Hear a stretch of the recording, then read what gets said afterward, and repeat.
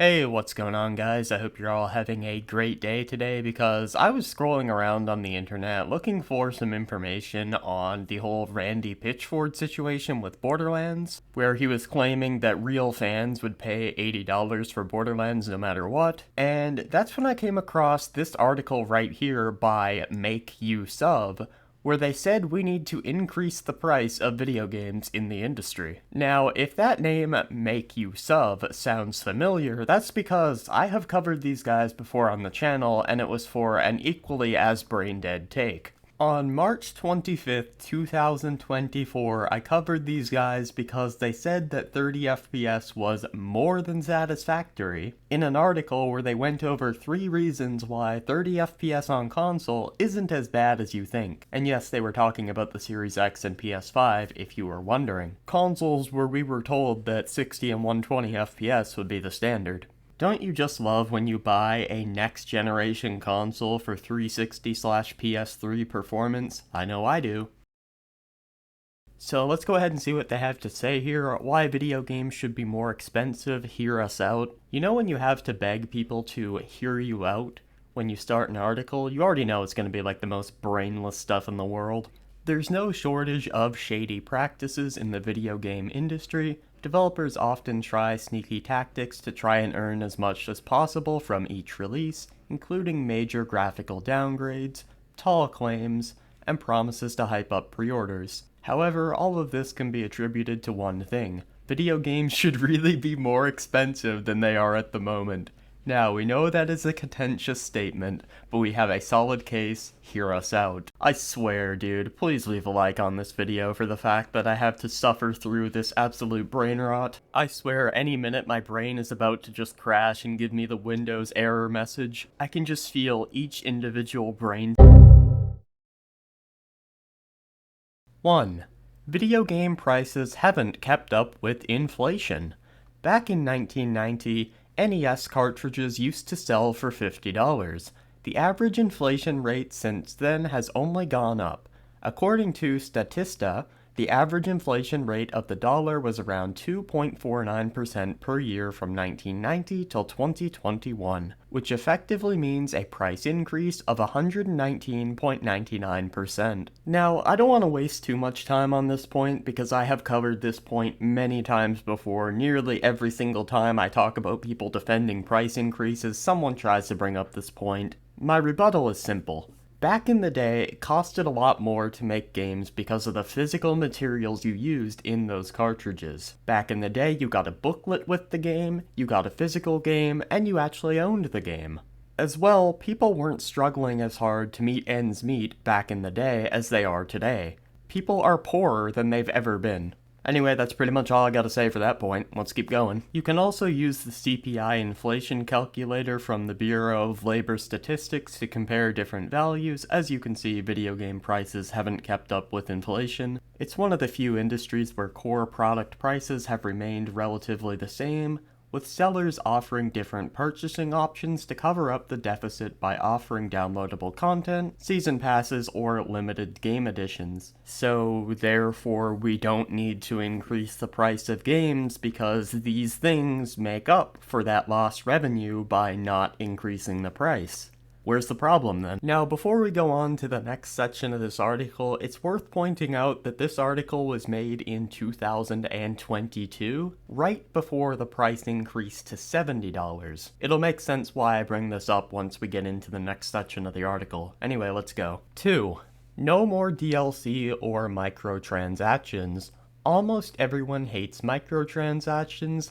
These are essentially cosmetic enhancements or other in-game items that, while do not affect your gameplay in most cases, do change the way your character looks. In order to cover up developmental costs and marketing expenditure, companies often add microtransactions, charging users to pay for enhancements such as XP boosters, specific weapons, custom skins, level skips, and more. If video games are priced higher, even around the $70 or $80 mark, Which, it's very interesting to look back at this in retrospect after the increase to $70/$80. There's a strong chance that developers won't include any DLCs or microtransactions. How much did Starfield cost? That game has a DLC. How much did Doom the Dark Ages cost? That game has an upcoming DLC. How much did Space Marine 2 cost? That game has an upcoming DLC. It's great to come back to old articles like this and just shit on them once you realize how poorly they aged. Now, there are some developers that sell full games for $60 and don't charge anything for DLC. God of War, for instance, is an excellent example, but you have to understand that these are outliers. Not every developer has the financial muscle like Santa Monica Studio, nor do they have the backing of the largest video game company in the world. With a slight increase in pricing, we can expect developers to avoid using these shady tactics. That didn't age too well. 3. Better quality and deeper storytelling. Publishers often force developers to cut down storylines or to shorten games so they can sell certain parts as downloadable content later on. This results in a half-baked game at launch with gaping holes in the story.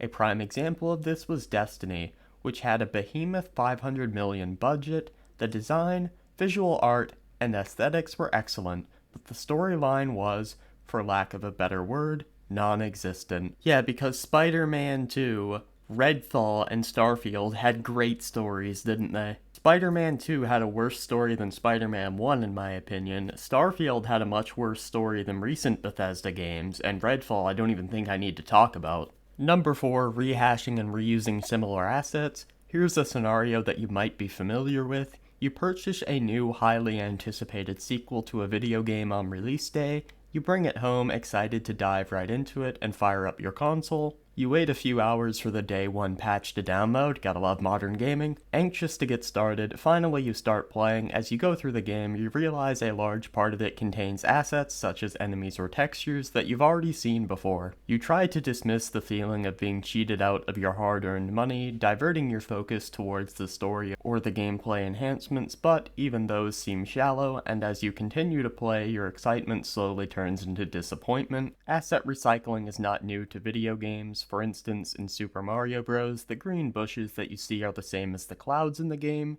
except they're colored green. Video game developers often reuse assets due to low budgets or when they simply don't have time to create and render new ones. Destiny, again, is an excellent example of a game that heavily reuses assets. Kelly Snyder, a developer who worked at Bungie, shed light on how Bungie reuses assets. Well, Bungie is too busy stealing art to be reusing assets, so we won't go over that. Yeah, hot take, I don't really have any issue at all with reused assets. Elden Ring reused a ton of shit from Dark Souls 3, and who cares? It's still like one of the best games to come out this decade. I'd much prefer developers just reuse assets, especially in like Elden Ring's case, if it means we can get more games more often. As for video game worlds getting bigger and more graphically detailed, it often becomes difficult for developers to make games without rehashing some assets. Now, while this is not necessarily a bad thing, it does turn into a problem if the lack of effort is glaringly obvious. Video game development is evolving. The video game industry has grown significantly over the last couple of decades, from mobile games to handheld consoles to a renewed focus on indie games. There's been a lot of change in the industry. Needless to say, video game development has evolved too, and so should video game prices. While this sounds bad at first, the pros that come with higher RPR might just be worth it. It's funny that you bring up that a lot of people are turning their focus over to indie games, because part of the reason that I know that people are turning over to indie games is because they're priced better. They're priced lower and they give you more quality content for what you're paying. But that brings us to the end of this absolutely awful article. You can just tell, man. They had no idea how wrong they would be when they wrote this article back in 2022, because nearly every single point they made aged like absolute milk. just like the rest of gaming journalist articles, if we're honest, and it's super fun to go back to these articles after the fact and just prove how wrong they were. And this article might even be worse than the last article I went over by them, where they said that 30 FPS is more than satisfactory, which if you told me that before reading this article, I would tell you that's impossible. But if you guys enjoyed this video, make sure to leave a like and subscribe. If you didn't like this video, you can leave a dislike and a mean comment, and yeah, that's pretty much everything from me, guys. Appreciate y'all sticking around. Alright, peace.